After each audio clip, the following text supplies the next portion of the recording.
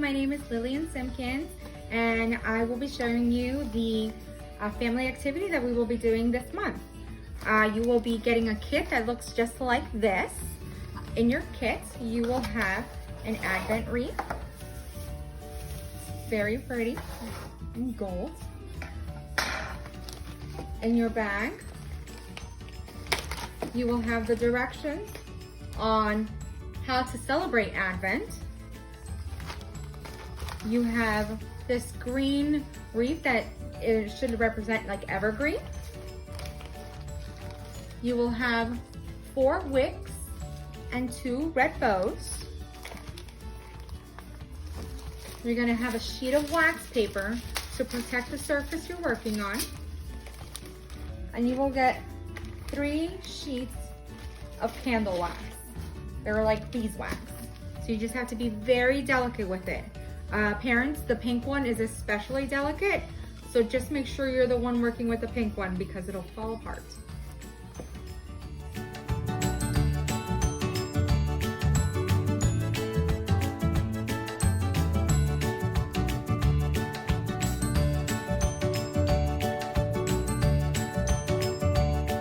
The Advent wreath is very symbolic.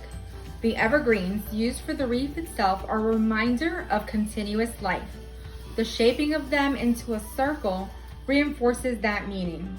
The circle is also a sign of everlasting life as well as the eternity of God.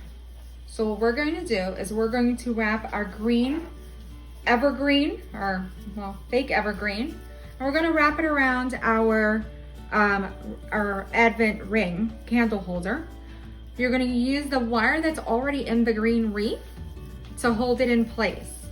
And you're just going to turn it as you go. And then you're going to do the same thing on this side and wrap it so that it holds it in place. So this would be the back. Unless you wanted to put your bows there, you can do that as well. Or you can make your own special bow, pick up your own special bow if that's what you'd like to do. And these bows are very simple because they have twisty ties. So you can just attach it anywhere you'd like. So if you want to attach one here, you can do that.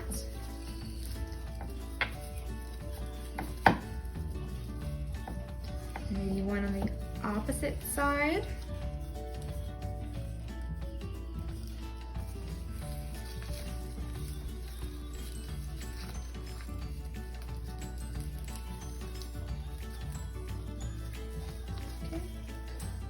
Cute, and it's simple, and even the smaller children can help participate with this.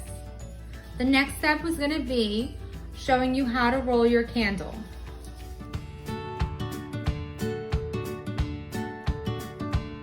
Okay, so our next step, we're going to need your wax paper. We're going to need a sheet of your candle. Again, the pink one is very delicate, so please have moms or dads or grandmoms or aunties help with that. You're gonna need your wick, and what we're gonna do with this one, we're using the heat off of our hands to melt the wax candle onto the beeswax, and we're going to roll it. So when you pick what side you're gonna start with, try to find the side that looks a little more beat up so that it's kind of hidden. So I picked my side because it's a little beat up, and then we're going to put it down. So you're going to use your fingers, the heat from your hands, to press it in place.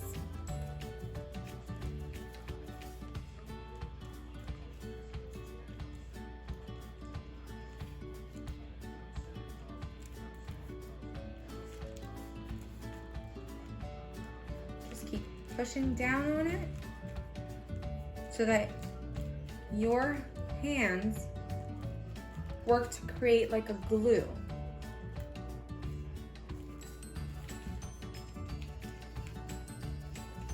Okay, so this is what it should look like. Nice and stuck on there, okay? So the next thing, which can be a little bit tough when you first start out, but you're going to use everything is with your body heat, your hand, the heat from your hand, but you're gonna take that and you're gonna start rolling it a little bit. You see how I've started to roll it?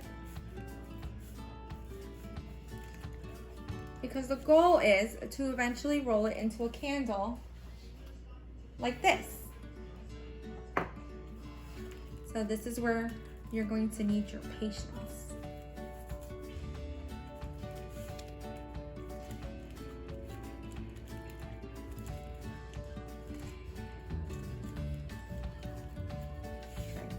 And what's good about using this sheet is you can slide it. This is the trick of the trade. You can slide it so that you can roll it with you. Kind of like when, like if you're making a cake and you're decorating it and making it pretty. Another way you can think about it is like rolling a sleeping bag. It's a little bit at a time. Use your fingers, the body heat from your hands.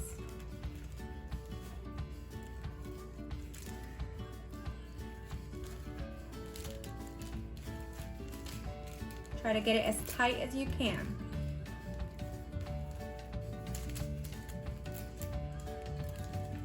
Okay. Try to make sure it's nice and straight too, because then you end up with a crooked candle.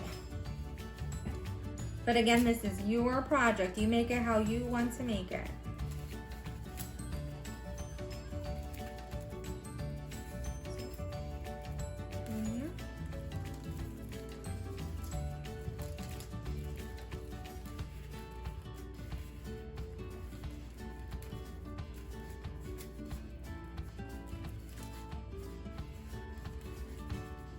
I think a project that you do from your own hands makes it even more special than buying one.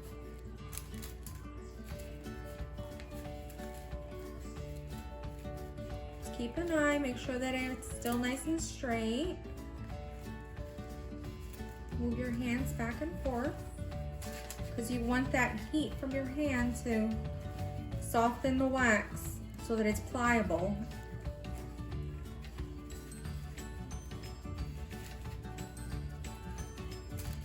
You want to get it as tight as you can. But don't be upset if you don't have it that tight, because my first one was a little fat. But you have 4 of these to make, so you'll have practice. Okay, you see everything is still lined up on both sides. You just keep on rolling.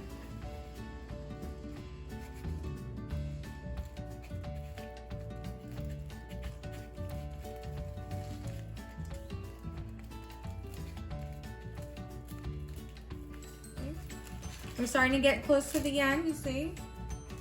So we're gonna finish our roll. Once you've completed your roll, you're going to take your edge and you're gonna squeeze this down, basically sealing it in place.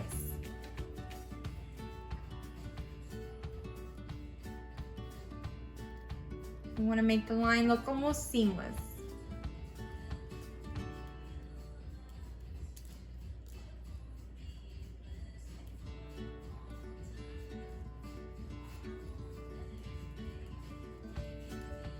Keep moving your hands back and forth. That way it seals it.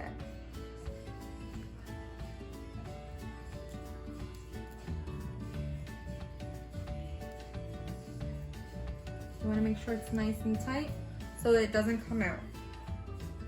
So this is how tight I made it, but I will tell you that the first one I made is a little bit thicker.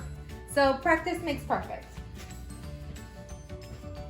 Okay, so once you have this where it's seamless, where you can barely tell that there was a line there, you're gonna take the bottom and you're gonna squish it down, because you want to make it look like the bottom of a candle, nice and flat.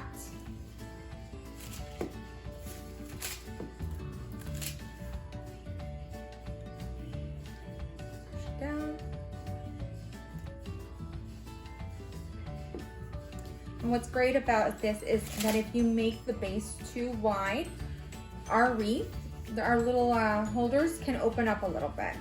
So now that the bottom is done, squish it down.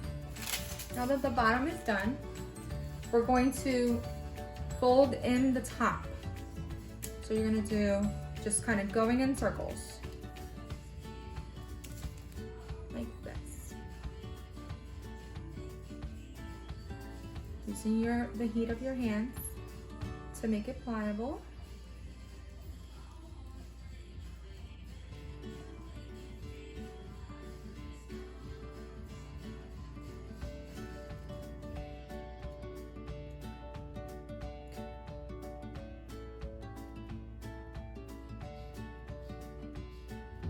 Okay, so this is our candle. And you're gonna create 3 more of these for our wreath.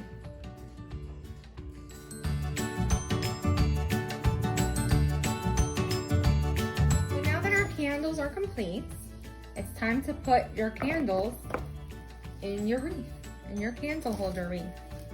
So like I mentioned, you can actually open these prongs gently, and you can place the candle according to the size and then squish it in.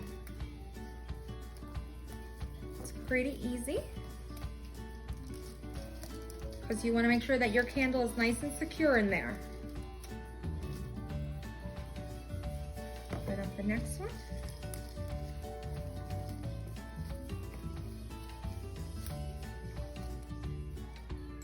Squish them down.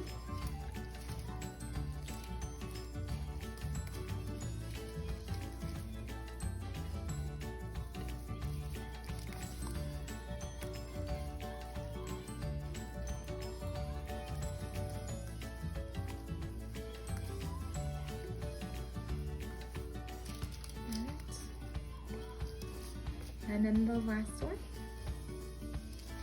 And pinch those down so that they're nice and secure. Okay. And that is your completed wreath.